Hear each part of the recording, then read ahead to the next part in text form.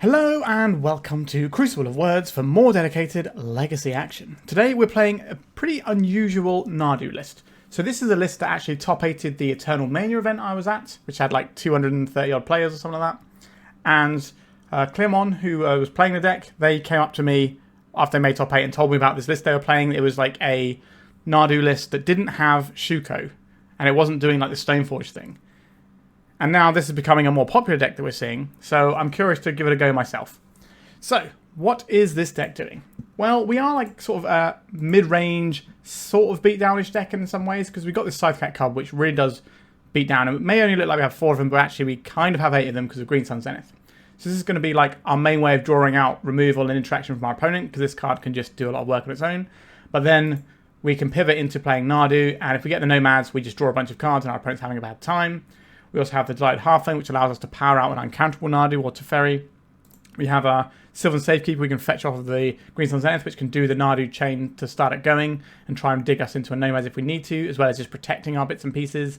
Then we've just got good spells. We've got like Force of Wills, Brainstorms, Ponders, Prismatic Ending, Source of Plowshares, just the good stuff really. We've got a one of Karakas in there, which we can use to bounce our Nadu as well as our opponent's scary things. And yeah, this is a deck that you have to know about now. Variations of this mid-range Nadu deck are quite popular. They're sort of increasing in popularity and are putting up pretty good numbers now in paper tournaments especially. So with an eye for Eternal weekends, you want to have this in the back of your mind. Sideboard-wise, what do we have? We have a Soul Cauldron, which is a nice, interesting and spicy one. We have a Gadok Teague, which is pretty cool.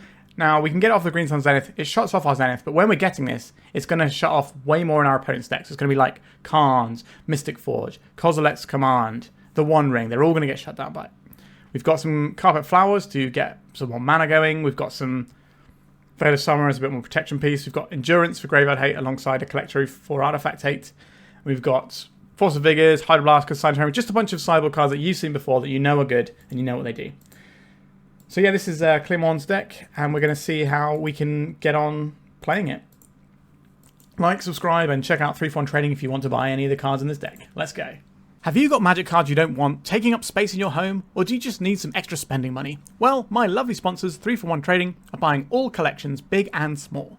They are one of Europe's biggest traders and have a transparent process to sell them cards and make sure you're getting a good deal. Click the link in the description of this video to get an offer on your cards today. Right, this is our opener for the first round. We don't have anything to pair with this Force of Will, but we do have access to the Nadu combo and some interaction in the form of Source of Plowshares. I think this is worth keeping. Snow-covered island. So I'm automatically thinking, why are they running snow-covered? Is it just a thing to confuse their opponents? Is it a flavor preference? Is it because they're running Ice Fangs? So it could be something like Food Chain. They tend to run Ice Fangs. Do I need mana for a Source of Plowshares? I think I would rather get a Surveil land in than anything else here. So I think I'm just going to play out this Windswept Heath. So we have a Hedge Maze, I think, as our only Surveil land. I'll just check. Yeah, it's just the Hedge Maze. Misty Rainforest. So we get a little bit of Surveil value here.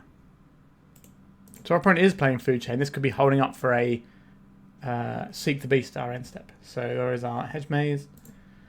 A little bit of selection going. Yep, we just want to make land drops, so that seems fine to me. So this can be a thing that gets us a Tundra. We can deploy a Sylvan Safekeeper. How do you feel about this one, opponent? If this sticks, we might be putting in the Nomads this turn, because we can protect it if we have to. But I don't really want to play into Daze if I can avoid it. So we're just going to play a little bit slow while our opponent's not doing anything. We've got removal and counter magic if we need it, and this is a second copy of Nadu. Address down. So we're looking at Dreadnought. Okay. I can beat a Dreadnought here. Force to Plowshares. Well, we can't protect itself. We get Wastelanded as well. We are. Alright, that's less enjoyable for me. Okay, so this was not like a Dreadnought piece. It was a control-y piece to get rid of our guy. Does that mean our opponent is running like a control deck, or are they still running Dreadnought and they're just using it and playing the control for it? We don't know. So how do we want to approach this one? So we can play out this Misty Rainforest. I think I'll play out a Nomads here. Nail our colours to the mast a little bit. It's going to change the way our opponent wants to think about how they're approaching this game. We've already got a piece of removal out. So we can just jam the Nadu next turn, but that will be into a daze. But we can then just try and play the... get our Scythecat Cub mode of the deck if we really want to. I think we're probably better off just, you know, getting Nadus. Even if it's just a 3-4 that attacks, that's still pretty good. Our opponent can't really remove it without giving us value. 3 mana. Is this Oculus? It is Oculus. Okay. So we're going to go and get probably another Tundra here. I kind of want to plow this before they get to untap. Before we get to our turn, because they get some free body that we can try and avoid. A daze. Are we fighting over this? Or are we just going to try and Nadu over the top? I think we just try and Nadu over the top here. Because this isn't going to beat what we're doing if we just drop a Nadu and it sticks.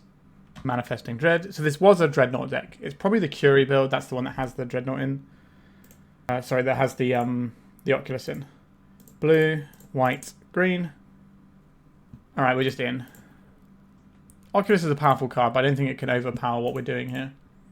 I guess we go and get Savannah here. Deploy this Nomads. Get 2 more looks. Like I said, our opponent's not winning this one. Oh wait, we don't have the white source here, do we? That's kind of awkward. Let's put the Dryad Arbor in. We'll target the Arbor.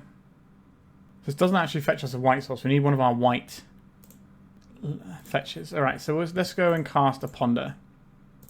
Karakas is good. If we leave the Karakas on top, we can then plow this creature in a sec. We don't have another way of getting more activations here. So we put Scythecat on top, then the Karakas, then the Ponder. We draw the Ponder. We go to our opponent's turn, and then we do it all over again. I don't think they've got a daze, to be honest. Let's just plow this Oculus while we're here. Like, our opponent can't win from this position. We just have too many cards. If this is a Dreadnought, then they can bash us for quite a bit.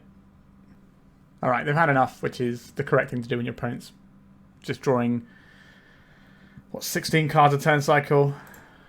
We don't need a combo, we can just go off. So this is a Dreadnought deck. So Consign to Memory does counter Dreadnought. That is interesting. The Force of Vigor can blow up Dreadnought. It can also blow up the Curie. I think they're on the Curie build if they're running the Oculus. And this also hits the Dress Down, which can maybe mess with them. I don't think we have any use for this Agatha's Soul Cauldron. Collector Roof, not really the best here. The Endurance is fine, and the Carpet Flowers is fine. The Veil of Summer is playable as well. I prefer it against blue decks, so it's kind of doing double duty. But these are options we have. What do we have in our deck?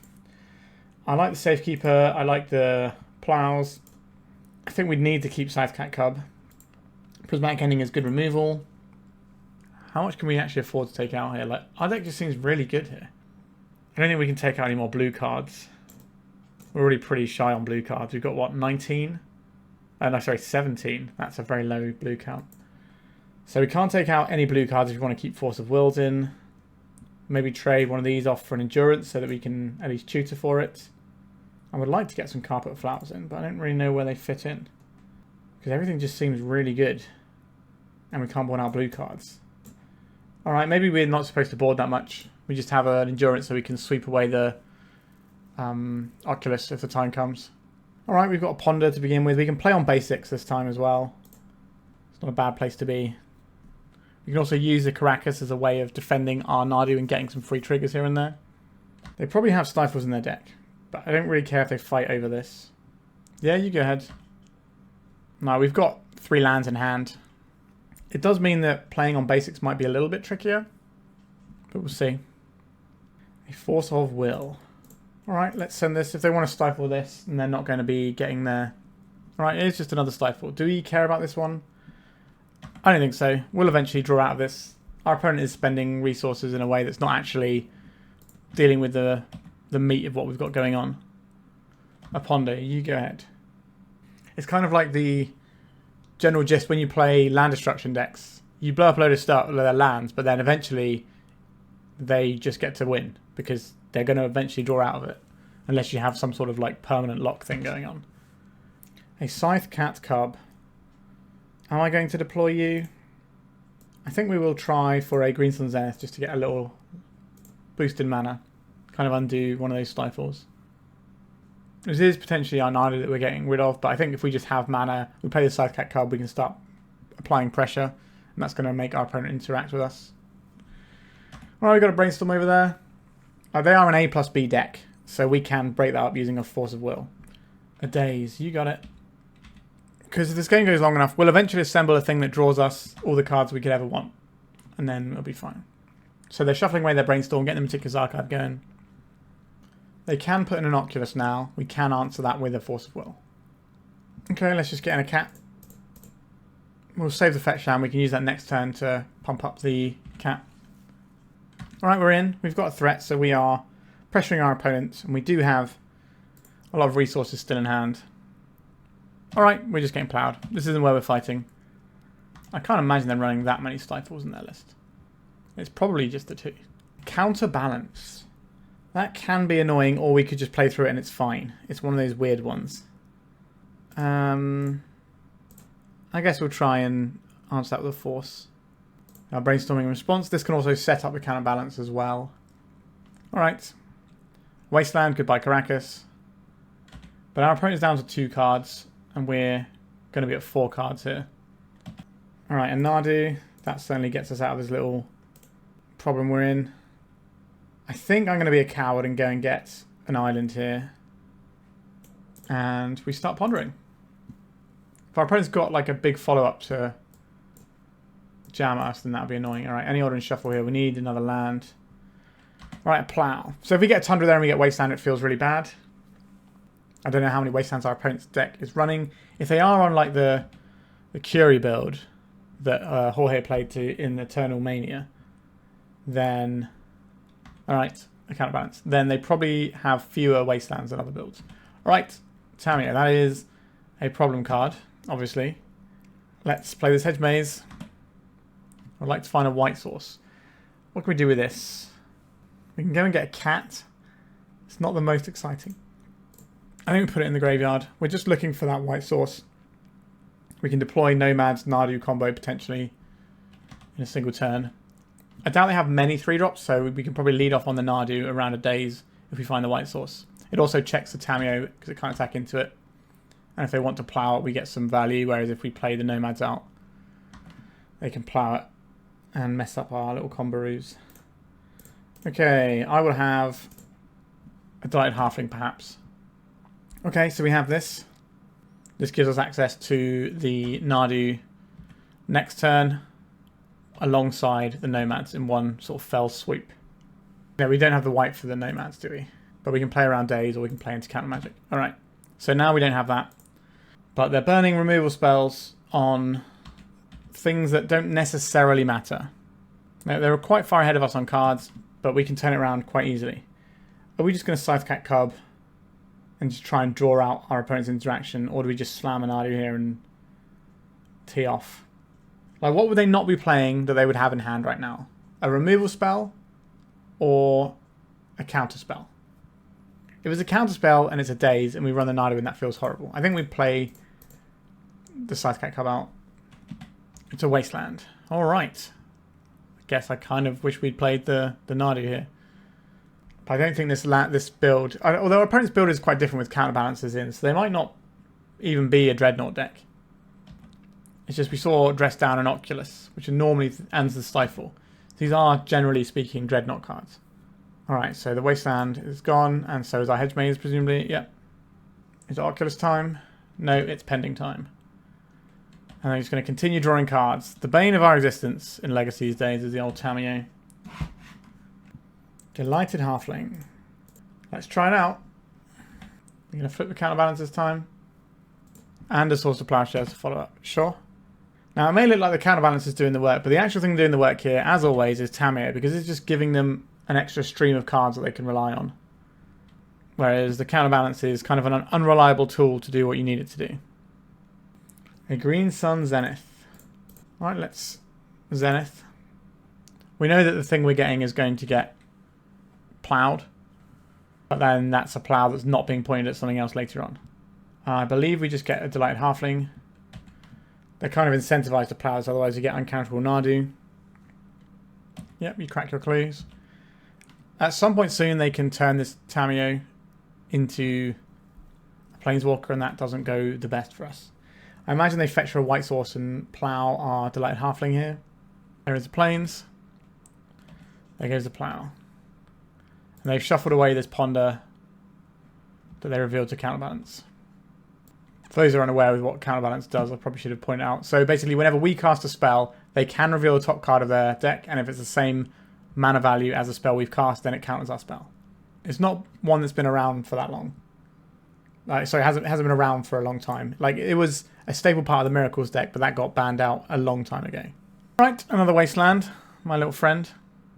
And now we're flipping a Tamiyo, and we're into the horrible part. Well, the part where they draw an extra card every turn is pretty horrible. The part where they threaten to draw half their deck is also horrible. Catch 22. A Tundra. So this can just buy back the plow, but I don't think we have a choice other than going for it here. We are behind. A Daze. Sure, why wouldn't you have a Daze? Okay. Well, there's a timeline where we don't fetch around the Wasteland, and maybe we get to play a few more spells. But then obviously they would eventually cut us off. Alright, another Wasteland, okay. I see how it is. Force of Will, not very exciting. I would like to see a little bit more of my opponent's deck, because I still don't know exactly what they're doing. Because it feels like they're playing Dreadnought, but we haven't seen any Dreadnought stuff. Are they just off of Dreadnoughts? Alright, we might be about to see something here. Alright, they've got back a Brainstorm with his Tamiyo, and they've got the Ponder going now. So the reason they want the Brainstorm is so they can set up the counterbalance so they can counter whatever we play. I just want to see... Okay, so there is a Dreadnought. That's the information we needed. Okay, so we are on the play for the final game. Let's see how we want to handle this. I just like our tools, to be honest. I think it was just unfortunate that they had like a really strong land destruction hand that kind of got in underneath us. But maybe we're supposed to board in the carpets to deal with that. Maybe we're not playing Scythecat Cub and we have an endurance instead. Just have a couple of endurance. I can see that. I don't think we want the Veil of Summers to resolve stuff either. I think the Teferi is much better at doing that job. Sure, I'll keep this. And then we go Forest Halfling for our first play. It does expose this one to a Stifle, potentially. But I also don't want to expose the land to a Wasteland. And we do want to get the Halfling out first. And now our opponent's slightly on the back foot. They're probably not going to just be sat there holding up a Stifle. Well, maybe they are. A Karakas. So we can get a 2-drop. We don't actually have a 2-drop worth getting right now. We play Misty Rainforest, and we can afford to play a little bit of chicken with this Stifle. If our opponent doesn't tap for anything, we don't need to crack this. I'd very much like to go and get a basic island though. Okay, I'm fine with this Brainstorm. We'll have a Brainstorm of our own soon. The counterbalance is certainly some interesting technology that I've not seen a lot at all lately. Like occasionally you see it in Delver decks when the mirrors were really prevalent. Swords to Plowshares. Goodbye, Delighted Halfling. I'm going to Brainstorm here. So which one of these cards are we not interested in? Kind of interested in multiple of these cards, to be honest. We'll just go to our turn and draw this Brainstorm. I don't think we need to use it for anything. We can happily just Brainstorm in our opponent's turn and move some cards around. We've got the fetch land as well. Probably trying to leverage a Force of Will to push through our combo. And then once we start drawing all the cards, our opponent won't be able to keep up with us. Ponder from our opponent, that's fine. They can still go like land, Dreadnought, Stifle. They didn't shuffle off the Ponder. Let's go for a Brainstorm here. Hedge Maze. Yeah, I like all of these cards really. Alright, let's Ponder. Another white source. Doesn't hurt. Right, let's deploy. I think it's the Karakas here. Might get some action, like a Wasteland or something. It's quite a sort of slow game where we're trying to wait for our opponent to give us a good spot, or if we can find something that's good enough to jam and make them fight over, but not like our Nadu. Counterbalance. It's a weird one, isn't it? I'm never sure. Alright, let's try and not make this a part of the game. They're forcing back. Interesting. Okay. I'm happier to trade my Force of Will for their Force of Will than I am for the counterbalance, so... I think we're going to crack this and go and get Tundra. An untapped source could be interesting, but I'm quite happy to just slow our roll here. A Nadu. Yes, please. So we can play the Nadu, and we can use the Karakas to save it. And they're probably not going to have many things that are 3 mana in their deck. Like, they've got the Oculus, and that's about it. So we can Tamiyo this. We can Karakas this Tamiyo. Nice. It's the Battle of the Busted Modern Horizons cards. Is it going to be Nadu or is it going to be Tamiyo that comes out on top? Let's find out. A Brainstorm response. Are they going to reveal to the counterbalance or not? They decline to use counterbalance's ability. Okay, so now we have a Nadu in. That does change the direction of this game quite substantially. We can try and dig up a Safekeeper if we want. A Swords 2 Plowshares. Let's see what we get off of this Nadu first. It's another Nadu. It's always another Nadu, isn't it? Sure. You can kill that. We'll just play another one. They're going to play out the Tamiyo and force us to tap our Karakas. We're just pondering. I guess they've brainstormed. They might put the Tamiyo away. They'll probably shuffle off this ponder to get rid of it if that's what they think. Yep, it's shuffled. So I think the Tamiyo is gone. Oops, all Nadus, I guess. Ponder on top of their library. I'm going to keep that. They're going to shuffle it away. So we could have also gone and got the Sylvan Safekeeper this turn, but I don't want to play into days. And we've got Nadus to spare, so we can kind of just slow roll it a little bit. If our opponent finds any threats, we're not really under any pressure from them either. Depending on how the counterbalance flips. Not having the Scythecat Cub means we can't turn lands into Nadu activations. Okay, I think we just attack. Start getting in the damages. Are we just playing a fair game here? Maybe we are. Let's see if our opponent has any interest in interacting with our Windswept Heath. They do not. Okay, I think we just get another Tundra. We just don't want to get wasted off of white here. They can waste us off of double green. We only have one double green card and we're about to fetch it anyway. I guess we just get the plains. That's probably the super safe plan here. I don't think they're going to have any 4-drops in their deck. So this counterbalance is not really going to be particularly good against Green Sun's Zenith. We can always just play it for 4 and get something lower as well. Can I have this endurance? We can. Okay, we're just kind of playing like a fair deck where our creature is impossible to remove fairly. So maybe we're not that fair. But we're not like comboing off or anything right now. We're just having a bunch of creatures that are going to be very difficult for our opponent to interact with. And if they do interact with them, we can always bounce them. Use the Karakas on the Nadu. Draw a card. And then we're just going up on every exchange here. Harbinger of the Seas.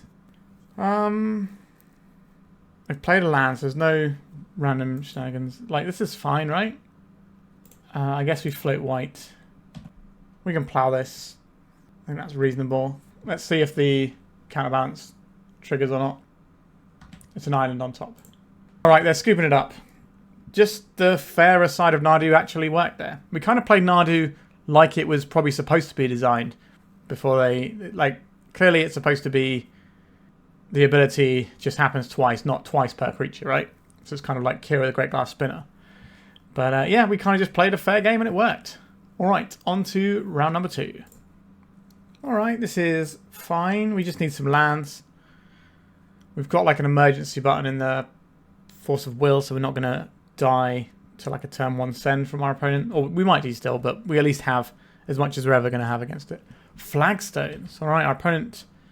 Something a little bit unusual there.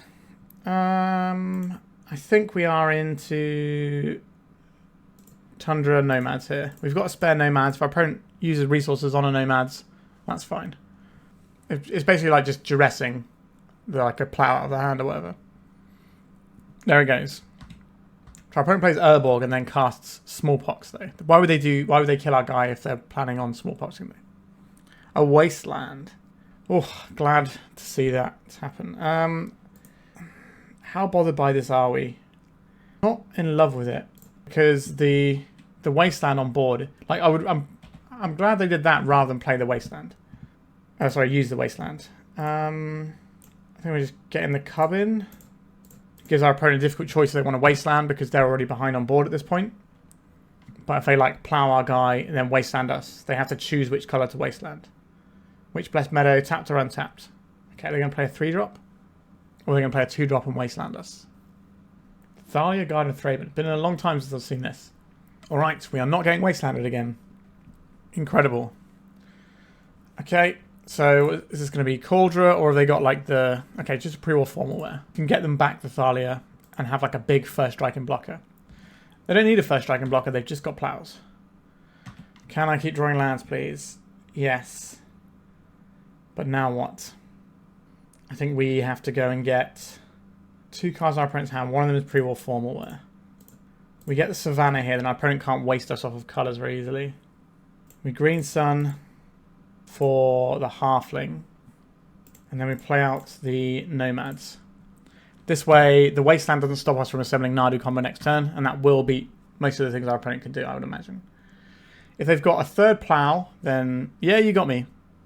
This looks like a 60 card mono white Death and Taxes, which has not been a thing I've seen in the Legacy Leagues for a long time. Most Death and Taxes decks are black-white Yorion ones. Certainly not 60 card, and certainly not with Thalia's in. Recruiter of the Guard. Is this going to be for a Solitude, I would imagine? There it is. So they have to Solitude our Nomads here. And they're going for it straight away. Goodbye, Nomads and Core. But we'll probably just draw another one, because that's what happens when I play against Nadu decks. So maybe it's our turn. Okay. Maybe not. We're just going to go and get the Nadu now. Our opponent's got... What do they pitch? The Lion Sash. They've got 1 card in hand. It's pre-war formalware. Pre-war formalware gets back to the Thalia. We don't care about that very much. We could just go and get... No, the Endurance isn't in the main deck, is it? I was going to say we could get an Endurance, but I think it's best to just get this Nadu. And then we can plow whatever they get back with this pre-war formalware. Karakas. Interesting. If they bounce our Nadu, we do draw a card. And if it's a land, it goes straight into play. So that's not a winning proposition for our opponent. Right, taking out one of our white sources, I think that's correct. Do you bounce the Nadu? Do you wait till I attack and then bounce the Nadu? Or see if I cast something? If they can find another wasteland and take us off of Nadu mana, that's pretty good. But when you bounce the Nadu, it gives us a shot to find a land anyway. It's an awkward situation for our opponent. Alright, they are bouncing our Nadu. You got it. And they're going to put in the pre-war formalware. And they're going to get this Thalia in. And I'm going to not really care about it. So we have a Delighted Halfling we can drop. And then we can plow this in a sec. They don't have a Yorion to reach for because they're a 60 card build. So we don't have to worry about the extra value they can get off of these creatures. Now they probably have things like Flicker Wisp in their deck, which can obviously get them some extra value. I'm okay to take 4 here. Here is the Flicker Wisp that we just played around. So what are you going to target here? The Recruiter of the Guard, presumably. Sure, I will respond. This is why we took the 4 off the Thalia, so that they couldn't just draw a Flicker Wisp and get the value. Nomads. That's not a Nomads. Now we're going to get Tundra here and just assemble the trifecta of dual lands. So we go and get 1 Halfling in. Then we go and get a Nadu in. Now our opponent can peck us away with this Flicker Wisp. They can stick the pre-war formalware onto it so that they can bash with a big flyer that we don't really want to tangle with. And it also keeps us at bay. This Rishtan Port is not very helpful. We have plenty of Delighted Halflings. And at some point we're going to draw a Green Sun Zenith or a Nomads. Alright, they're trying to bounce the Nadu now. A Green Sun Zenith. Okay. Yep, I'm just going to take this. Porting me down does make a slight difference here. So we can't Zenith unless we draw a land now. A Brainstorm. Do I like a Brainstorm here? I think I do. So we put back this Ponder and this Trop. We can go and get a Scythecat Cub. That's not the most exciting though, is it? And we're getting Nadu in again. And then we have a land on top from when they target our Nadu. Which means the next turn we can do all the things we need to do. Another Karakas, you say? I think we need to block this Stoneforge this turn. This might put us in an awkward spot. Okay, Hedge Maze. A Karakas of our own is not the worst. We can take that Thalia out. So we have mana for Nadu here. We kind of need to get the Safekeeper, I think. Which means you may as well play this out first. Bounce this Thalia. Then get the Safekeeper. Deploy the bird. So we might have to block with a Nadu, but we should be able to draw enough cards that it doesn't matter. So let's see what the first thing we get off of this is. Prismatic Ending, sure. I'm going to sacrifice a land to give this protection. It can be a Hedge Maze, is fine. This just gives it Shroud. And we have a Nomads en-Kor. Okay, so we need to get through this turn. So what they should do is equip the pre-war Formalware onto the Flicker Wisp and attack with it. This forces us to block with the Nadu. But we're going to draw a bunch of cards in response. A Rushdam Port. So they can't port and equip this. They can port once and equip this, but they can't port twice. Karakas targeting the Nadu. Let's let the first trigger resolve. A Brainstorm. I'm going to sacrifice a land to protect my Nadu. We have a Green Sun Zenith. Okay. So we can block with our Nadu and then shoot her up another one and just pop off. I think we've done just enough. This game has been quite evenly poised for a long time. How much do we care about the ports? If they want to equip the pre-war Formware and force the block, then they can't port us. So then we can just take the block. We can go and shoot her up Nadu and do it. Yeah, our opponent's kind of doing all the angles, because if they put it on here to make us block, then we block, but then we can just shoot her up Nadu. They've seen the Green Sun Zenith already and we just pop off. If they played the Thalia, then we don't have to block this, so we just have everything sewn up anyway. There's just no way out for our opponent there. Interesting. So, what do we want to do against Death and Taxes? We don't really have a sideboard kitted out to deal with Death and Taxes, but maybe we don't need that. We just draw more cards than they do. Do I like Force of Wills? How useful are they? Could we just turn these into some bodies that are bigger than theirs? So like a couple of Endurance over a couple of Forces. We still want Forces so that we can like draw a bunch. Actually, we want the Consigns here, don't we? More than Forces, because our opponent's got loads of annoying triggers. Yeah, okay, we'll try that. Well, we want all our removal spells. Teferi is kind of pretty medium, actually. Maybe this could be a Force, but it can get some annoying things out of play. Right, let's have a Miser's Force in there. But in theory, our creatures are big enough that we can tackle our opponents. We are quite low on blue count. It's just a way the deck is constructed. Alright, so we've got a removal spell here. We have to fetch non-basics, but that's just, you know, what happens sometimes. But we've got this Delighted Halfling that we can lead off on as well. It seems pretty reasonable. Which Blessed Meadow? Tapped or untapped? Untapped. We're going to see an Ether Vial, or we're just holding up for a plow here. If our opponent's holding up for a plow, I'm not really interested in giving them a good target for the plow just yet. So we're just going to go get ourselves a basic forest here. Sorry, a basic island here. And cast this Ponder. Let's see if we can get some more removal and some lands going. Okay, removal. That was one of the things I asked for. Sure, I will take a fistful of removal against our opponent's creature deck. We're just going to do the mid-range thing, and then at some point we can draw a million cards. Spirit of the Labyrinth. Sure, that's whatever. We have more plows than we have anything else, but if we want to plow here, we either have to fetch... I think... We know there's a Green Sun on top, which I'm a little bit reluctant to get rid of, but I think we just... I'm really not looking forward to getting wastelanded here.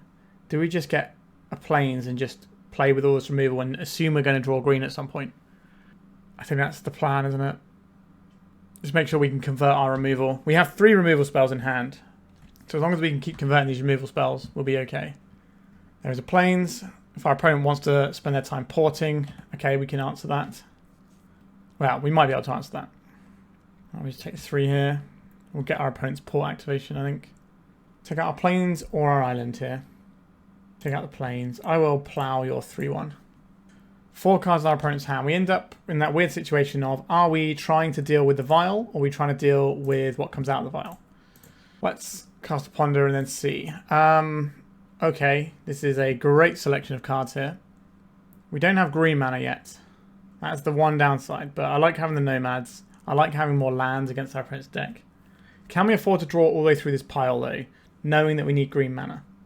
That is a better question. I think we have to shuffle these ones, right? And I believe I am going to Prismatic Ending away this Ether Vial. So our opponent's probably going to attack our blue mana next turn if they use their port, but they can't use their port and deploy to the board that well. I guess they could play a 1 or a 2 drop. But then if they port us, then we can just plow whatever they've played. Don't see a lot of Rishdam ports in Legacy these days. It used to be like a massive staple, and it's just kind of gone now. A Recruiter of the Guard, you say? What fresh hand is this going to be? Probably Solitude, or if they're being aggressive, getting something like a Stoneforge Mystic. They've gone for the Solitude. So we have a turn here to deploy something. We're going to draw green mana. We're not going to draw green mana. Okay, we will still keep playing out our lands though. This was one of the lands that we shuffled away with the Ponder as well. It just came back again. They've got a Karakas. They've got a Stoneforge. Going for here. Is it Cauldra? Yeah, just get the beats. Sure. Our opponent looks like they're going to port us this turn. Out of the Stoneforge. Goodbye Karakas. A Misty Rainforest. As I live and breathe. Alright. Sign me up for this one. Let's go and get our basic forest. Let's see if they're interested in interacting with a Delighted Halfling or not. And tapping down the Karakas so that we can't play a Nadu and save it from removal spells, which is smart. So they could play a land and have a hard cast Solitude ready to go, but then we can then Karakas bounce our guy. A Flicker Wisp.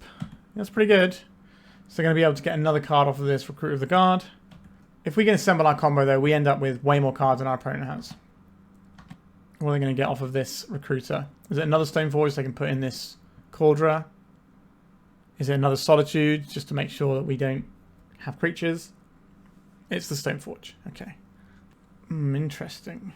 Okay, so green, blue, and then this, and then we can hold up the Consign to Memory here. And then we can use that to deal with the Solitude. That's quite strong. I could attack with this, you know, but I think if we let the game go long enough, we'll eventually draw a million cards and win the game. You'd like to let me draw a free card. I'll take a free card. So they've kind of got like a Library of Alexandria on their side of the board, but it makes us draw a card. I guess it does tap 3 of our lands as well. Flagstones. So now we have the hard cast Solitude. We're going in with a Stoneforge. I don't care that much about what they find. I'm more worried about the Cauldra that's already in their hand. But we can use the Consign to Memory on the Living Weapon trigger, so you never get a guy. Pre-war formal wear, sure. We need to survive long enough from this drawing 2 cards every turn state of affairs that we found ourselves in. If we find a fetch land, that's really good. There goes the Karakas, sure. Not a fetch land. Alright, I'll continue to do the Nadu thing. Nomads and en-Kor. So next turn we can really go wild with it. Does that mean we're not supposed to interact with the Cauldra? I think we die if we don't interact with the Cauldra though. That's 5, 6, 7, 8 damage. That's too much. Alright, so putting in an equipment. It's a Cauldra. I'm going to stop this Living Weapon trigger from happening. Got him. Nice. Okay, they have another Karakas. I think we're about to have a good turn. They do have a Solitude that is a little bit annoying. We have multiple Nadus. So we play the Nomads out first. This forces our opponent to respect our Nadu. We can play out the Scythecat Cub as well. And then we can play out the Nadu here. Our opponent has to probably kill our Nomads here. Right, they would like to path to exile the Nomads. Sure, I'll use the ability. We have all our basics. That's awkward. So now they can Solitude away the Scythecat Cub. Or not. Right, let's put a counter on the Cub. So they can respond to us cracking the fetch and Solitude our guy. Let's see if they do that. They did not. I get Tropical Island here. I will double the counters on my Scythecat Cub and draw a card off of it. We have another Nadu. Do I go and get a Dryad Arbor to get more procs on this right now? 1, 2, 3, 4, 5. Yeah, I'm quite into getting another proc going here. We can put this on the Dryad Arbor. Nomads and en-Kor. Okay, so we have the combo rolled up for next turn. We can even block with this Nadu. We're not going to block with this Nadu because our opponent's just going to Karakas it. There's a Solitude over there as well. Alright, we have all the Nadus. We have all 4 Nadus in hand. Wowzers trousers. I kind of want to get this Endurance in next turn because it can block the Flicker Wisp. I'm just going to hold up Hardcast Solitude maybe. Blocking the Flicker Wisp does put it into their graveyard, which is awkward when they have pre-war formal wear. But I'm sure we can find a way through with the amount of nonsense we have in our hand. Alright, so no Hardcast Solitude. This will allow them to attack through with the Flickerist next turn. So we're going to need to draw a lot of cards this turn. Fortunately, we have something for that. We're putting down my Karakas. You got it. Okay, so we play out the Nomads first. And then it's probably using this for green. We're going to need to keep the white back. Here comes Nadu. Solitude. Pitching Thalia. Okay. So they're going to clean up our Nomads, presumably. Yep. It is what it is. I think we have to ponder here. Because the Mother of Runes is annoying. We can't just rely on the endurance. We need to find a plow or something. Alright, they're going to bounce our Nadu. That gives us a Consign. It doesn't help too much right now. None of these are sourced to Plowshares. I think it's in any order and shuffle. We're not quite able to get everything we need out right now. Do we need to play out this Nomads? I think we do. So we're not dead this turn.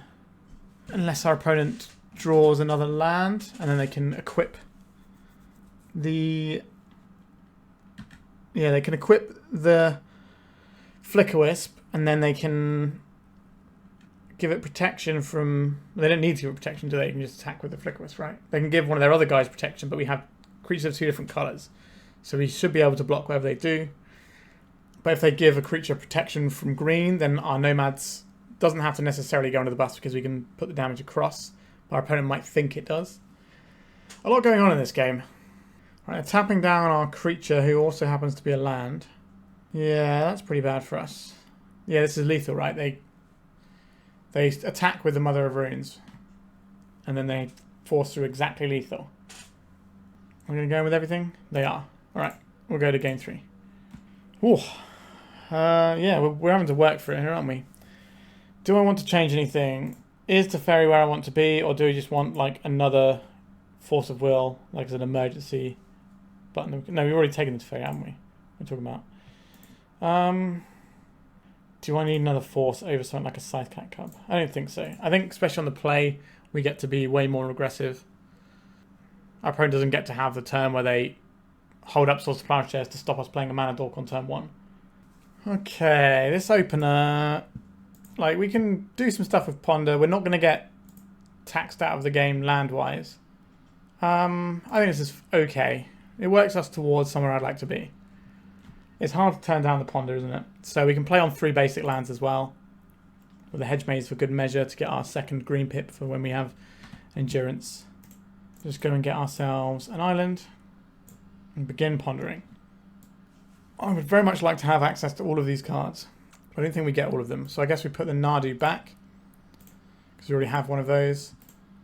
And then we can start doing the Scythecat Cub thing. Etherval, sure.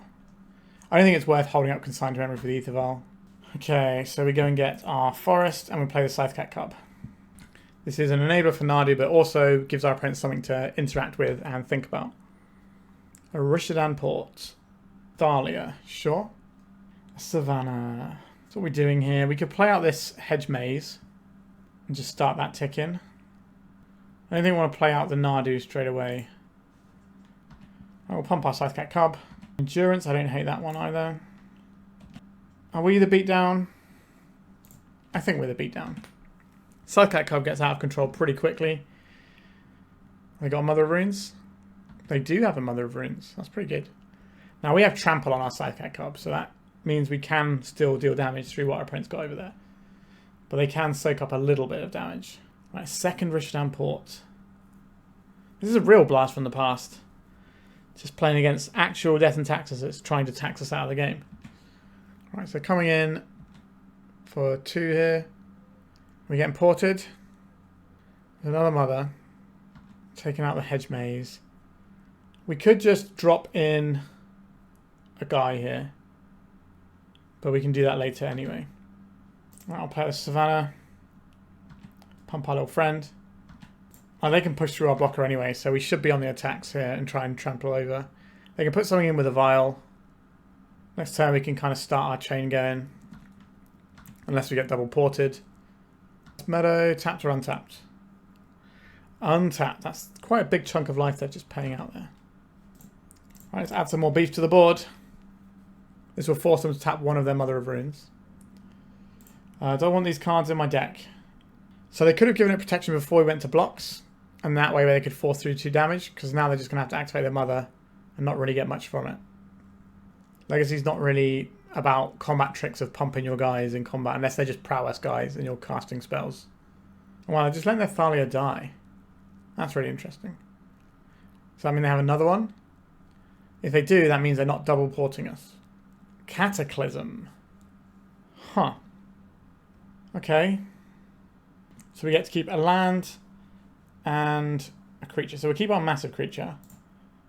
And then what land do we want to keep here? I'm a little bit worried about wastelands. I guess we keep the forest. And they obviously have this Ether Vial that can tick up and do stuff. This is really like a deck from like 12 years ago. With Witch Enchanters, obviously, but fascinating. Nomads en-Kor, you say. Let's pump the friend. We could just go and get a Dryad Arbor here. Or we could get the thing that fixes us for the Nadu. If our opponent's doing something with this Ether Vial, I'd like to see it now. Alright, let me just get the Halfling here. Flicker Wisp, going to blink our guy out? It is, okay. But if we find a land next turn, we have Nadu combo, and then we just pop off. Like, we're still in a reasonable position anyway. Our opponent's only got 1 card. They're about to draw another card. But like, they don't have much going on. Alright, Rishdan Port. That's a little bit irritating. If they've got another Flicker Wisp, then we're really in trouble. They're going to tap something down. It's the removal colour, sure. A Ponder that we can't cast. Interesting. Alright, we kind of got to YOLO it a little bit here. We got another sweet thing to find off of your Ether Vial. They can soak up 1 damage here, but they're taking 2. We both have a 5-turn clock, but we're attacking first. Now they could turn this into attacking with Mother of Runes from here on out, but then that changes our clock into them as well. Right, so they're going to soak up 1 damage. We trample over. If they find a 2-drop they want to cast, that keeps them off of porting us. Do you really have a 3-drop here, or are you just trying to make me sweat? Oh, they had the Flicker Wisp. Wowzers, trousers. Interesting they would flicker that. Like, they could have flickered one of our guys out of combat and prevented us having so much damage. This is 7. They come in for 7 this turn, then 6 in the air next turn. And they probably have it. The old Death and Taxes decks, when you're playing against them, it always feels like you're pretty close to winning the game and then you somehow lose. And that's kind of how this game has felt. Cataclysm was a bit spooky. I wasn't expecting Cataclysm. I haven't seen that for, I don't know, 8 years or something. It's been a long time since people have been playing Cataclysm. Alright, our creature's getting ploughed. This means we're not getting ported, though. I mean, the only reasonable play here is the Nadu, isn't it? Maybe we're not supposed to care about the Wasteland when we sacrifice stuff to Cataclysm and just keep a dual land and just say, well, if they got it, they got it. But at least we can still cast our Ponders and Consigns. So they can attack with 2 Flicker Wisps. I block 1. They give it protection. We take 3. Oh, no. You've got another Flicker Wisp. Crew of the Guard. Yeah. Could you stop drawing bangers for like 1 second, please, opponent? I'd really appreciate that. I think this should be game, right? Just too many resources over there. Like Stoneforge. If they play the Stoneforge out, actually. Okay. They don't attack this turn then. Because they have to leave their Mother of Runes back. Because otherwise we get to draw 1,000,000 cards. Are we going to get them with a Consign trick again? Alright, no. Scythecat Cub is interesting, isn't it? I think we go Nomads first. And then we do play the Scythecat Cub. Because we're going to get loads of triggers off of this. And it's going to make our guys large. Okay, we're in it now. Our opponent's done a very good job of wading through all of our stuff, though. You've got to hand it to him. Do with some lands here, please. Alright, I will make our Nomads en-Kor slightly bigger. Just spread the love. Oh, this is the second time its ability is resolved, actually. We're not going to get counters off of that. That was a mistake. So this can go and get us a Tropical Island, which gets us a Sylvan Safekeeper here. Which gives us more triggers. So we've done all of our card draws this turn, unless we want to play out another guy. First Halfling. We're just trying to get to some like Source to Plowshares action, really. Right, we have a Source to Plowshares. Okay. So we go to our opponent's turn now. And we'll discard like some stuff that we don't need. So we know they've just got a Cauldron Complete in hand. We'll let the Ether Valve tick down, and then we'll start doing our Nadu stuff. We need to find multiple Swords to Plowshares here. Force of Will, not the most useful. Another Swords to Plowshares, that's excellent. That's what we're here for. Want some more land though. Found another Swords, found another land. Alright, we're cooking now. How many lands have we got to fetch out of our deck here? We've got this Tundra. I have 3 Swords to Plowshares here. I think we win. Alright, let's scooping it up. We had a super long, super grindy game. Really went down to the wire. GG's opponent. Like, you're playing a deck from the past and you put up an amazing performance there. But we just managed to get over the line because Nadu was busted. Whew. Alright, let's go to round number 3. If you are looking to buy some Magic cards, not only does 3-for-1 Trading have a wonderful online store linked in the description of this video, but they will also have booths at upcoming events. MagicCon Atlanta from the 26th to 28th of September, Eternal Weekend Pittsburgh from the 9th to the 12th of October, and Spiel 25 in Essen from the 23rd to the 26th of October. Whether you're looking to sell off cards you don't need or add more to your collection, 3-for-1 Trading has got you covered. We'll need to find some white mana, but we'll get there eventually. I think this is okay. Polluted Delta. So we have a green Zenith if we need it. I think the plan here is to play around a daze. If they've got an Entomb, we want to be able to Force of Will it, pitching Brainstorm, paying around days. Is that exactly what's happening? It is. Say no. If you got the Force, you got the Force, and we lose. Alright, we successfully counterspelled the Entomb. Step 1 achieved. A Ponder now for our opponent. Our Nadu plan will beat their fair plan, but their combo plan will beat our combo plan. A Wasteland. I'd rather you didn't, opponent, but you know, such is life sometimes. We can Ponder around a daze. I think that's fine. The other option is to go and get the Halfling. Right, 2 lands. 2 beautiful lands. I will take them both. Carry on, opponent. So we're probably going to run out a Scythecat Cub next turn. Our opponent was trying to cast something in their upkeep. Oh no, it's an Entomb in their upkeep. Okay. Are we just dead? Could be. Now our combo can technically go over the top of theirs, but the amount of cards they draw off the Atraxa, the chances are they're going to find an answer that's going to stop us. And we don't have many turns to try and get through it. There is the Reanimate. Yep. Sometimes, yeah, well, they didn't need the Force of Will, they just had a second Entomb. Alright. So they're definitely going to pick up a Force of Will and just sit on what they've got there. I don't know if they take the Borrower or not. So they went for the Tamiyo instead of the Borrower. They also took the Misty. So it's those cards. Alright, so we're getting Wastelanded while our opponent has a large friend. Okay, let's try and get this Scythecat Cub on the road. Can we please have the Cub? We can. Okay. That means they're saving their Force. This is a 3-turn clock. So we take 7. We can't clap back for enough damage. Another Wasteland. Ugh. We know we're drawing a land next turn, and they've got this Force. Yeah. It's the best deck in the format for a reason, right? It's won nearly a third of all online events, like challenge level events, since the ban restricted it. It's won 14 of 45 events, I think. Yeah. So, you know, sometimes it happens. Let's get these endurances in. Do we want this as a piece of graveyard hate? Maybe. Like, it can just pump our creatures and put counters on them, which isn't the worst. I'm also into these Carpet of Flowers.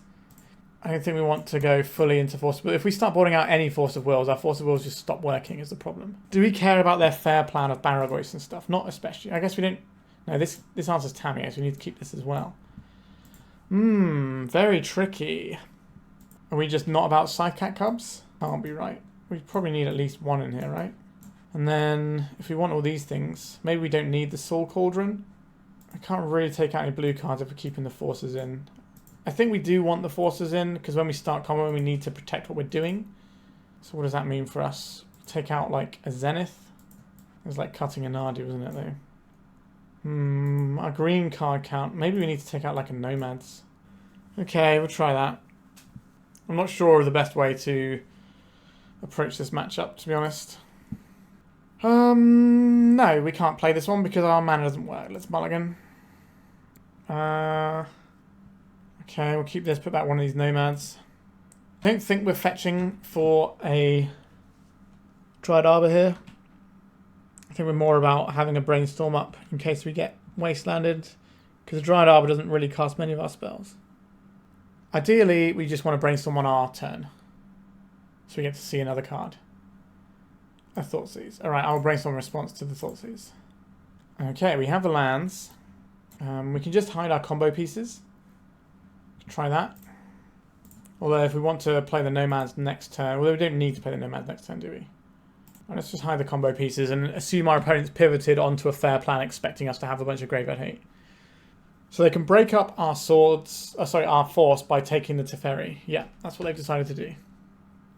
We can play this out. And now we can hopefully get through this turn. Okay, I guess we're getting Thoughtseize again. The fact that we hit the Nomads on top should make them want to take it. That's not what's happened here. Interesting. A Tamiyo. Yep, that is certainly one of the best things you can do. Right, I think we go and get ourselves a Tundra and deploy the Nomads. This way, if we draw a land, we can at least attempt a Nadu next turn. Entomb. Are you just going to reanimate on us as well? At least this might be a quick round. All the other two have been very long ones. What is that? Archon of Cruelty with weird art. Okay. Goodbye White Source. Yep. They had a Wasteland. At least they're not cracking a clue. They could, like, second main phase, reanimate their guy. They did not, though. A Ponder. I think we need to Ponder here, as awful as that is in terms of our force of will. A Carpet of Flowers, you say? Okay, I would very much like to have access to a Carpet of Flowers. Can I carpet, please? No, we cannot. Okay, we'll attack for one. We're technically winning the race. More clues being hatched over there. So top card of my library is a Green Sun Zenith I don't particularly want. Would I like to just keep this as a blue card? Well, I think we need to try and make land drops. Okay, there is a land drop. I guess I'll keep this Force of Will around. The other option is we bin off both of the forces. But next turn we draw a Green Sun Zenith. Turn after we can Green Sun Zenith for the Nadu. No, we go and get the Halfling, right? Maybe we're not supposed to keep these Force of Wills and just send it. But right now, like, our opponent's spending their mana to draw more cards. Alright, this is why we kept the forces.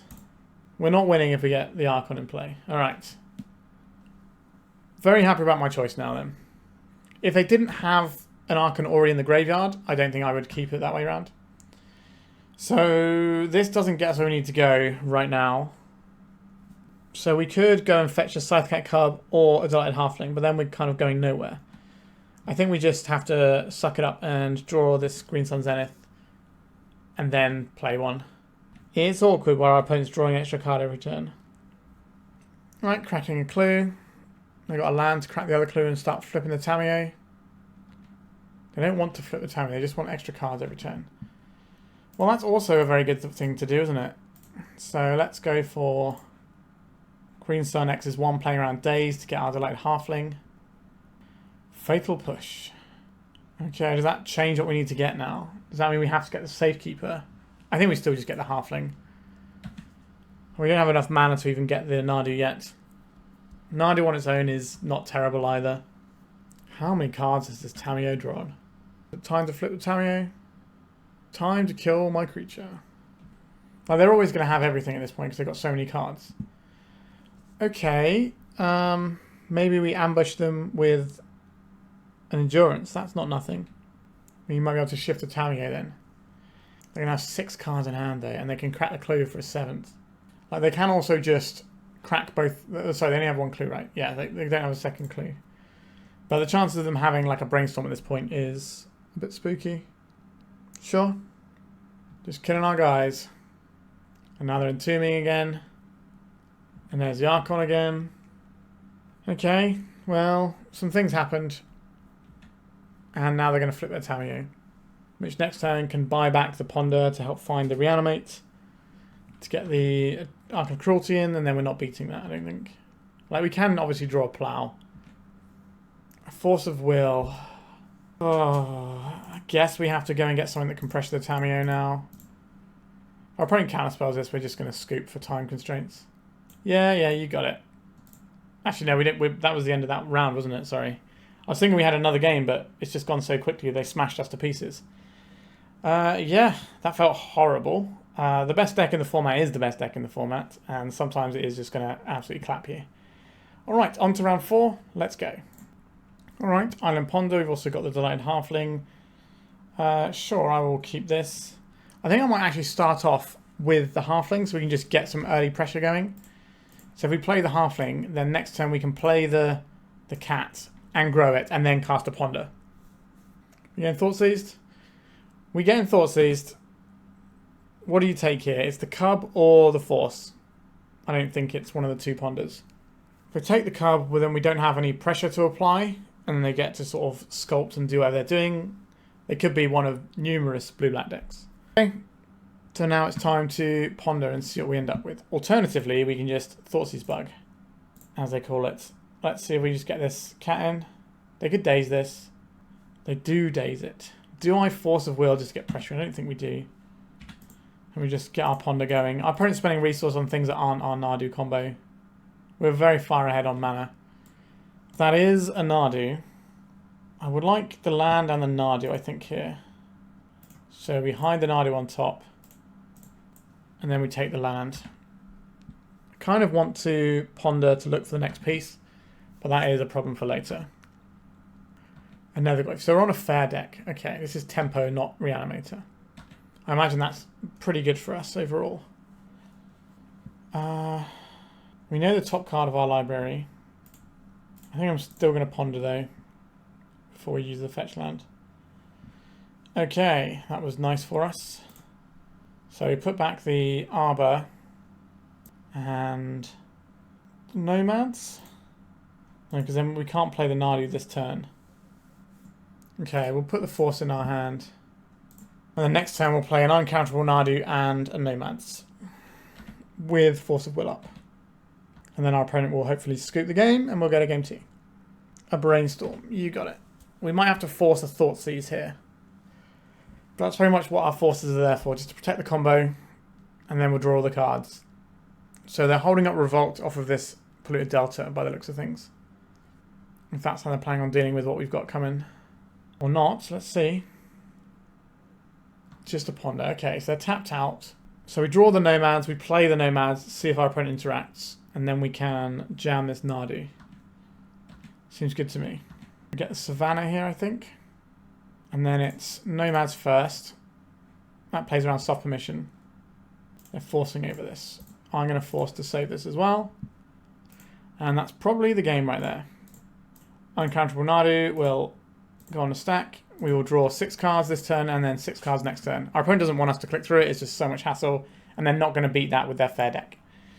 Okay, so we are on a blue-black tempo deck. This is where the forces can come out and we can get Veils and Carpets in. That seems like a pretty good start.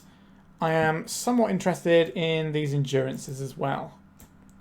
Just cleaning out our opponent's graveyard is quite an important thing to do. I guess we can take out a Cub.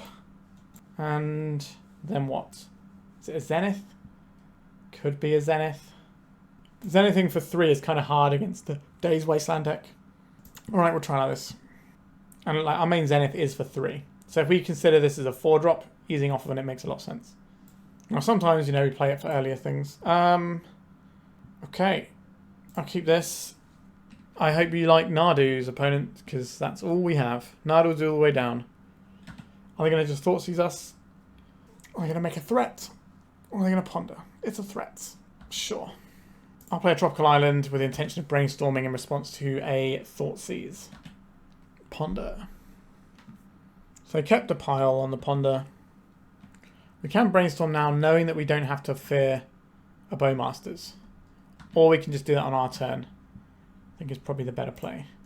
I'll fetch just so we don't get done by a days or anything. Okay. Got a lot of land here. A lot of land. I think we ship at least one land and maybe one of the 3 Nadus. And we crack this for the Savannah we've just put back, I think. And then we'll try this Halfling. Is it going to get Fatal Pushed? It's a Fatal Push. It doesn't get pointed at Nadu later on. We're trying to set up a situation where we can just combo off and our opponent has a horrible time. Getting Thought Seized.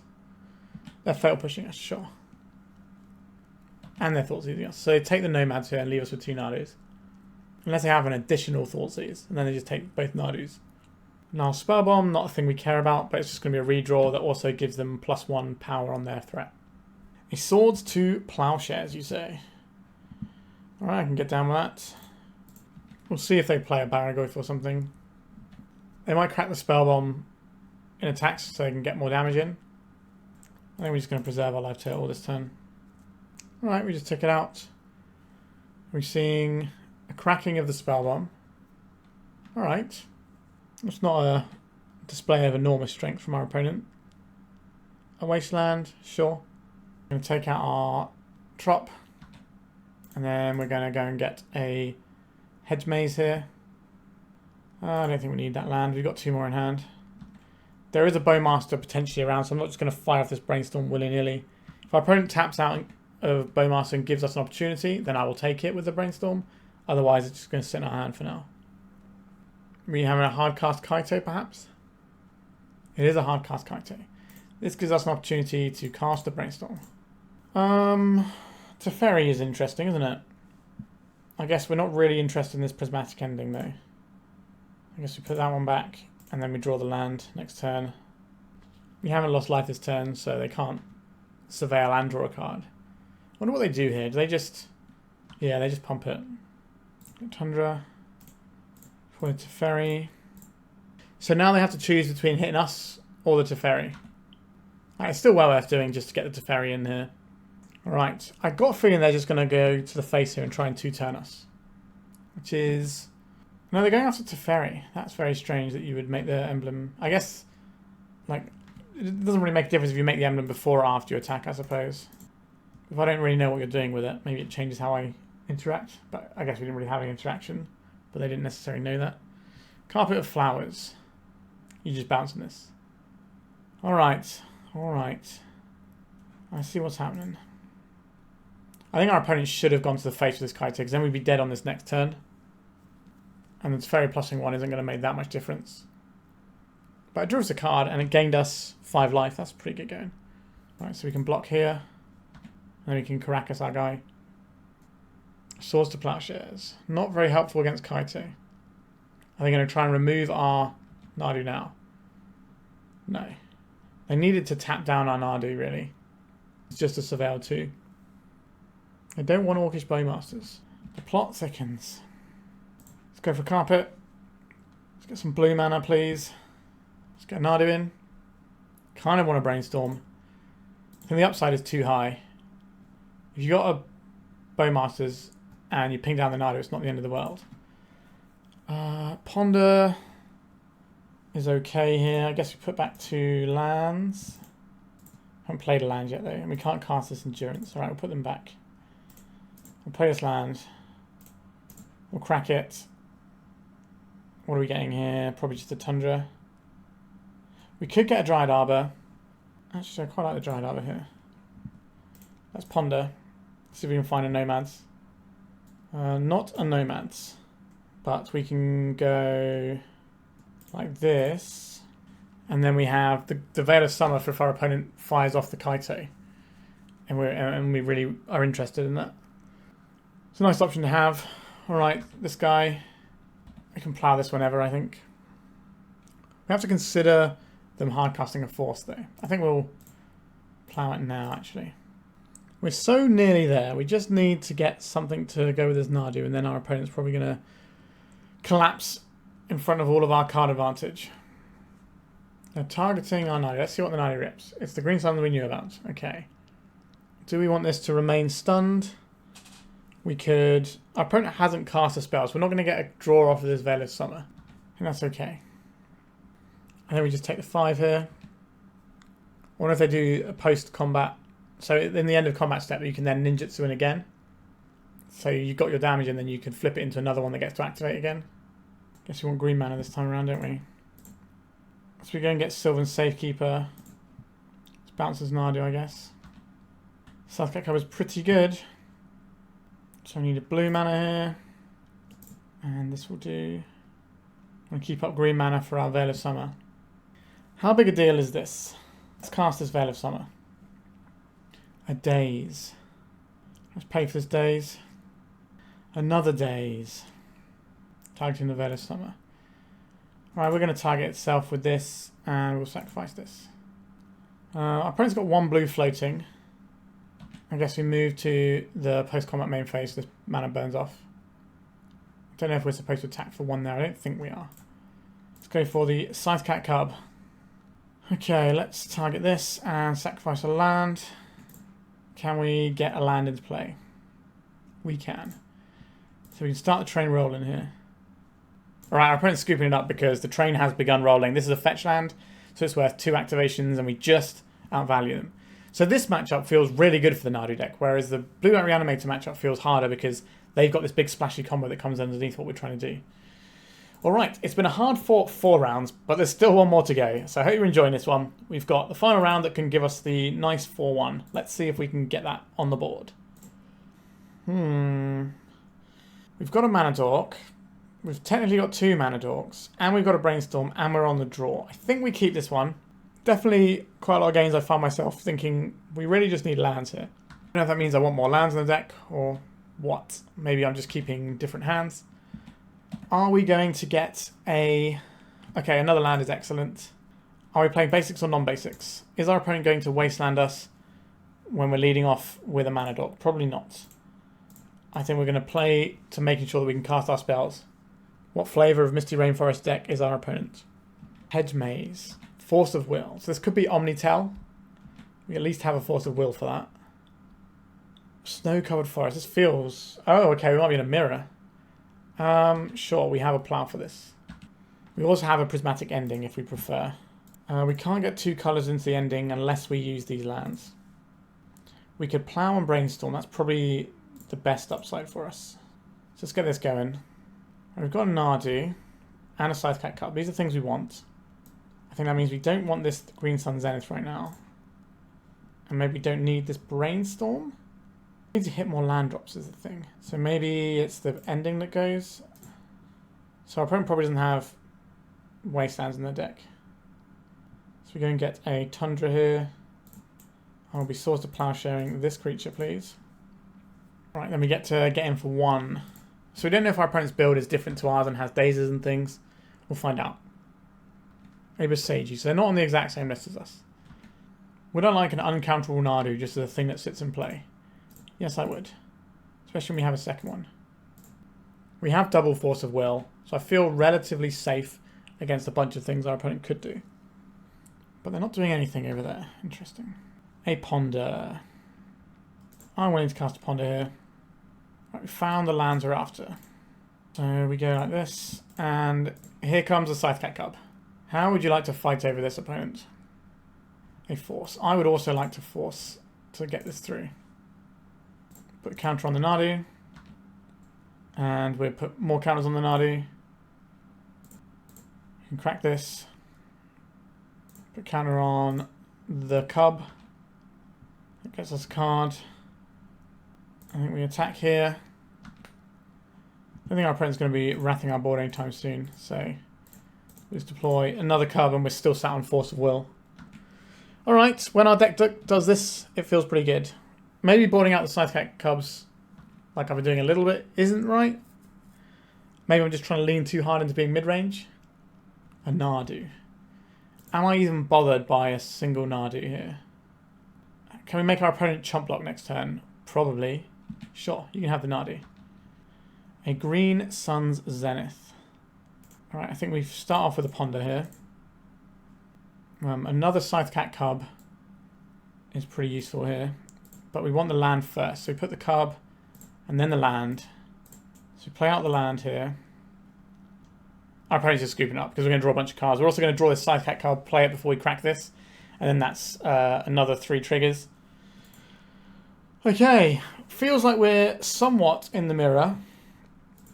Do we want Carpet Flowers to go faster than our opponent? Do we want Agatha's Soul Cordon to take out their potential white cards if they have them? Lots to think about here. Do we want the Veil of Summers to force through our combos? How do I feel about Teferi? It's okay. But again, if we want to keep blue cards, we can't really board out blue cards. We're so slim on blue cards. We're like at the bare minimum. 17 is lower than what I would even consider the bare minimum, to be honest. 18 is normally where I sit for that. So, Prismatic Ending can take out their threats quite nicely. Maybe it's Green Suns, because they are the slower route to the combo, and that gives us a couple of Veils, and that's probably enough to force through our combo. Or do I want the carpet and just ramp our stuff out? I don't know, we'll try it like this, and we can always change things up for the last round, for the last game. Winning game 1 is obviously a pretty good place for us to be, but I've never played this mirror before, so our opponent's probably got one up on me on that one. A force that we can't convert. I like the removal we have though. I'm going to keep this on the back of the removal. I think we have to play a little bit more control here and answer our opponent first. We've also got a Hedge Maze we can go and find. Right, let's get ready for the Hedge Maze. Tundra. Delighted Halfling. I will certainly fire a removal spell at that. Oh, I clicked through and didn't get the Hedge Maze. That's very frustrating. Okay. I don't think it actually matters here, but still, it was annoying. Tundra. Prismatic Ending. Get out of here, Halfling. Like, it's a body on the board that does stuff. We could also just not crack this and then next turn play the Scythecat Cub and immediately get to work putting counters on it and having a threat. But I suspect our opponent probably has a Swords to Plowshares or removal spell of some description in their hand. Alright, we've got a Brainstorm. I think the plan to just go and get the Hedge Maze makes the most sense here. We need to be working towards Nadu. And this time we're actually going to get the Hedge Maze. Force of Will. Okay, so that turns on a card in our hand. And that is worth interacting with. Right, let's go and get our cat in. Play a land. Pump the cat. If they have a plow, they should fire off now so we gain less life. Do I need to play out a Sylvan Safekeeper? I think it's a good option to have, so we're going to stick it in now. I don't really want to sack a bunch of my lands, though. Sure, you got it. I don't think that's where we're pointing our Force of Wills. Considering the sheer fear factor of our opponent dropping a Nadu, I think we have to have the forces. I don't know if our opponent's running Caverns. We haven't really seen that out of our opponent yet, so it's going to be a Carpet, a Scythecat Cub. We have a clean answer for this. We don't need to force. Sure, they're going to gain a little bit more life. It's just going to be lots of back and forth here. And Nomads. We have an answer for that. Let's plow this Cub. We don't get to do anything with the rest of our mana, unfortunately. Would I trade this Sylvan Safekeeper for their Nomads? Yes, I would. They don't like the sound of that trade. That makes sense. Next turn we can Teferi. Do they have the Nadu?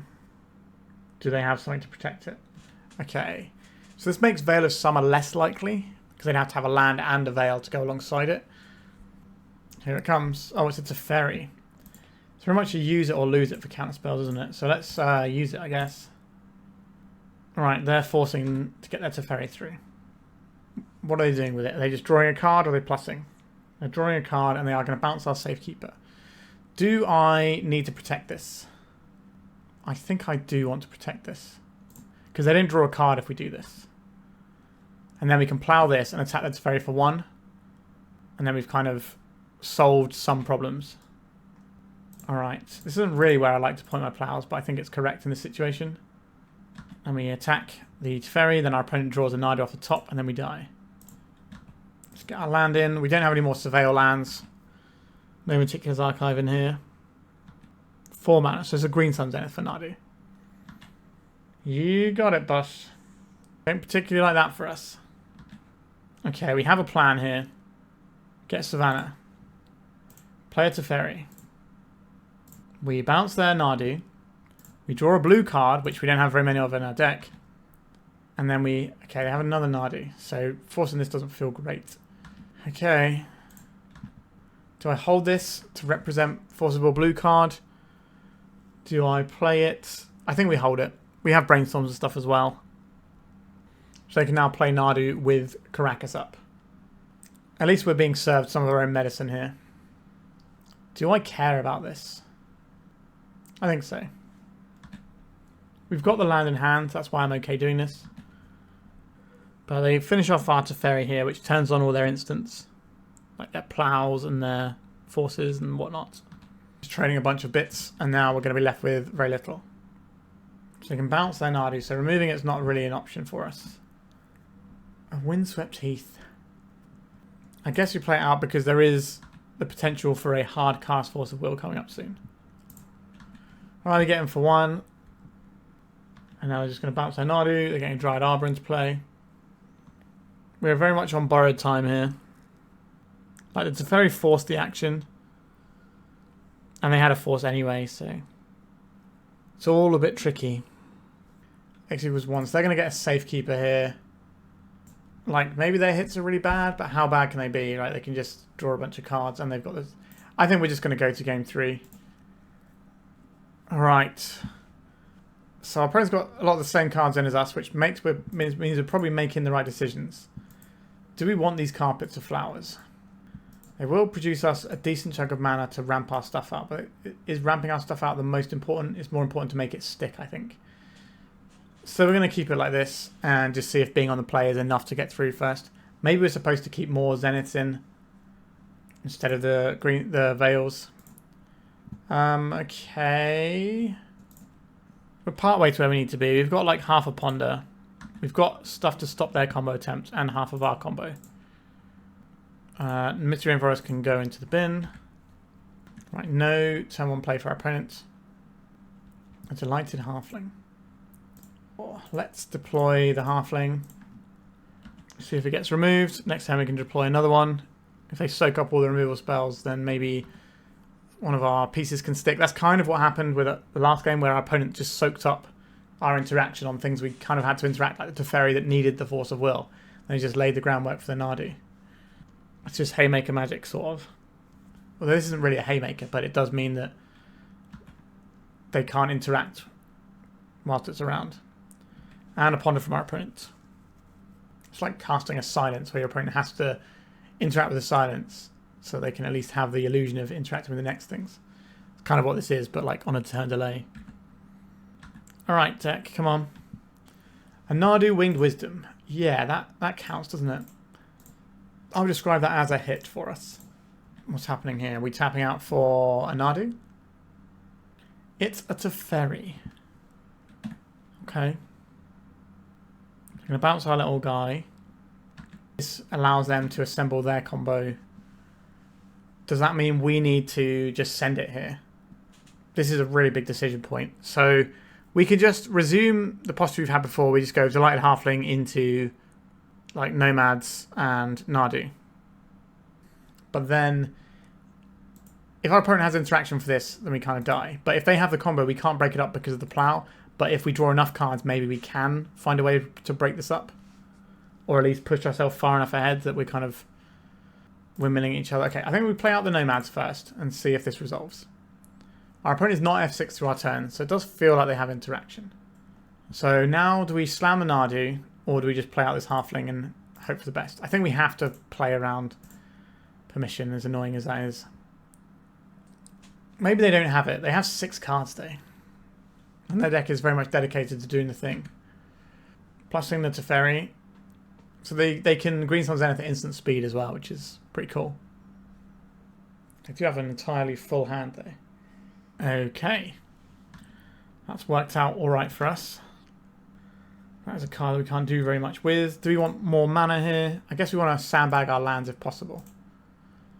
Blue. No, I think we want green off of this, don't we? Green. Blue. Blue. So let's play the bird.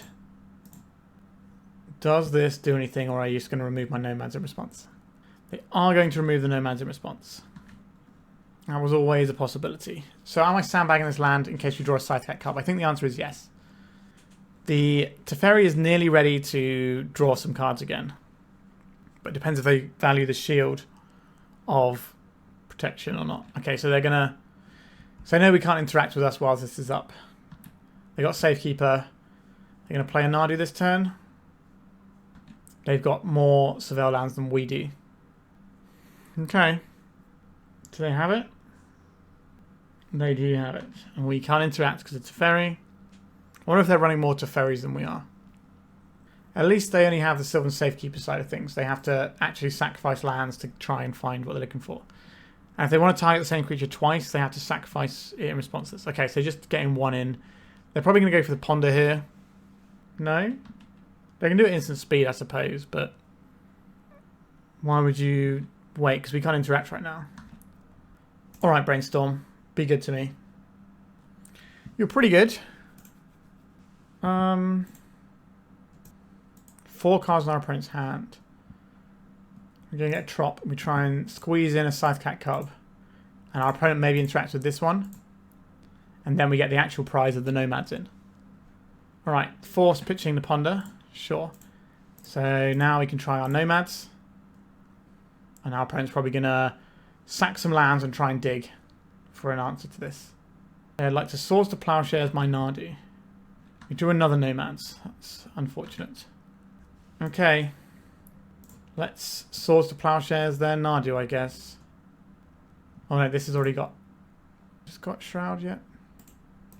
Alright, so they're going to get a flip off of this. This is Scythecat Cub. You're going to sacrifice a land. So lands are good draws for our opponents, which is always terrifying. Windswept Heath.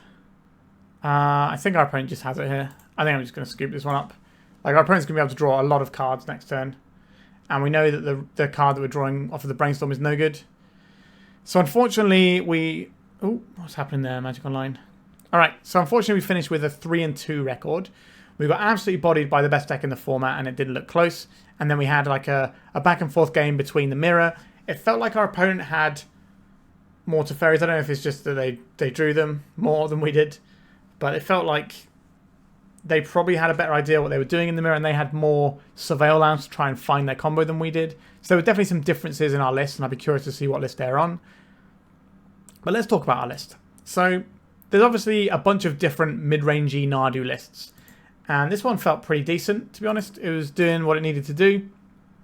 I can certainly see the raw power level getting you, like Clément, who took this to the top 8 of Eternal Mania. Congratulations again. This definitely has the power to get there. I think I wouldn't mind having some more Surveil lands in here. And when we're not doing the Nadu thing, it can feel a little anemic, like we don't really have the meat to get sort of the game going, because we're just relying on this as our other plan. And that's sometimes not enough. I think, for me personally, I think Breakfast is better. I think that's my preferred. Obviously, they have different matchup spreads. And this deck can probably play a slightly more controlling game if you want to sort of index that way a bit more. But it's not as if we have that many more control spells than Breakfast. Like, they sometimes have like 4 plows / endings. And we've got like 1 extra. And they quite often have a Teferi too. So it's not like we actually have a different selection of things. We just have more payoffs in a Breakfast deck. But then there are also more pieces that look bad on their own. You know, like Scepter Illusionist isn't setting the world on fire on its own, is it? Whereas a Scythecat Cub on its own can do stuff. So you have a little bit less in the way of cards that just kind of look bad on their own. So, you know, makes some sense. I also really like the Plagon build of Nadu, which I will play again on the channel. There's like a Stoneforge build with like Plagons and the 1/2 core guy instead of Nomads, or as well as, or there's a split of them and stuff. So basically all your creatures are drawing extra cards. And more importantly, that deck plays Tamiyo. I feel like if we could play Tamiyo in here somehow, that would be good.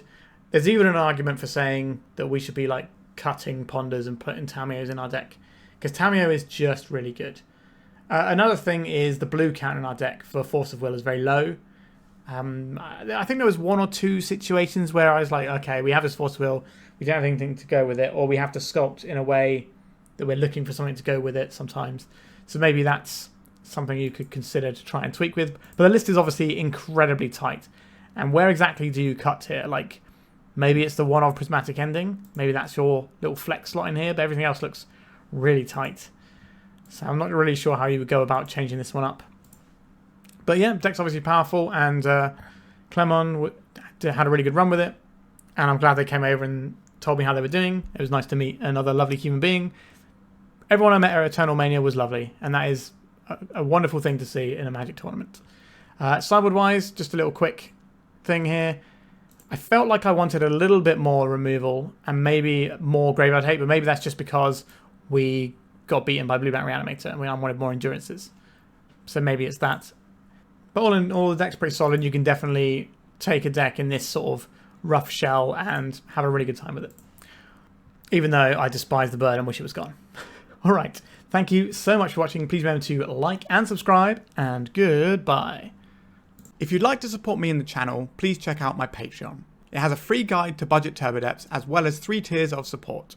A low cost one that enters you into my monthly raffle for a free donation deck on the channel, a mid-tier subscription that gives you access to my detailed turbo depths guide that is updated every month as well as regular articles, and lastly the higher tier gives you all of the above as well as a monthly donation deck for my channel. If you're interested in supporting the channel this way, please check out the link in the description.